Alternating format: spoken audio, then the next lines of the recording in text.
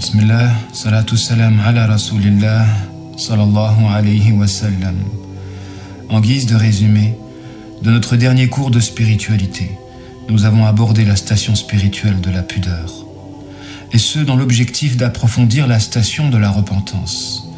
En effet, on fait des péchés, on se repent, consumé par le regret, mais on les réitère toujours, si bien que l'on devrait être envahi normalement par un sentiment de honte. Et la pudeur, c'est justement l'action de mettre une barrière entre l'intime et l'étranger.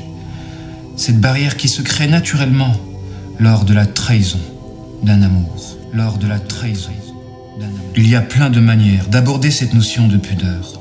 Mais nous allons, dans ce résumé, nous intéresser à la pudeur vis-à-vis d'Allah. Effectivement, face au péché, à la faute ou à l'erreur, il y a deux attitudes à mettre en relief.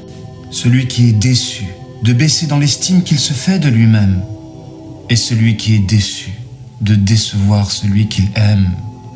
La première attitude est celle d'Iblis, et la seconde est celle de Adam. Ce dernier est pris d'une pudeur à chercher à se dérober du regard divin, après avoir désobéi à son Créateur, car ce qui le rongeait profondément, c'était essentiellement la peur de décevoir son Seigneur. Alors mon frère ou ma sœur dans la foi, comment veux-tu compléter ta repentance si tu ne fais pas preuve de pudeur devant Allah? Car seul un amant peut éprouver de la pudeur au moment d'une trahison.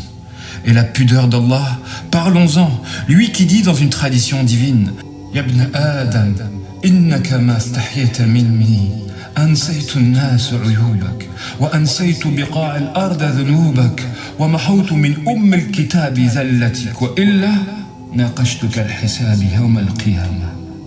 Oh fils d'Adam, tant que tu éprouves de la pudeur à mon endroit, alors j'effacerai tes défauts du cœur des gens, et je ferai disparaître de la surface de la terre tes péchés, et j'effacerai tes erreurs du livre de la destinée. Sinon, je réglerai tes comptes le jour du jugement. Sache mon frère ou ma sœur dans la foi, que la pudeur d'Allah à ton endroit, c'est qu'il se refuse à casser l'image qu'il se fait de toi malgré tes trahisons.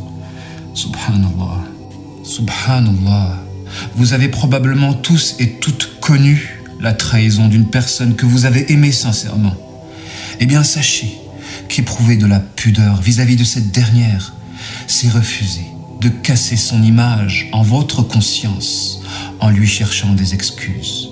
À l'exemple de la pudeur de Jésus, Isa alayhi salam, vis-à-vis de son apôtre Simon, qui l'a renié par 3 fois avant que le coq ne chante au matin. Ya Rab, il y a vraiment des gens qui ne savent pas aimer d'une manière éternelle. Ya Rab, il y a vraiment des gens qui ne savent pas aimer d'une manière éternelle.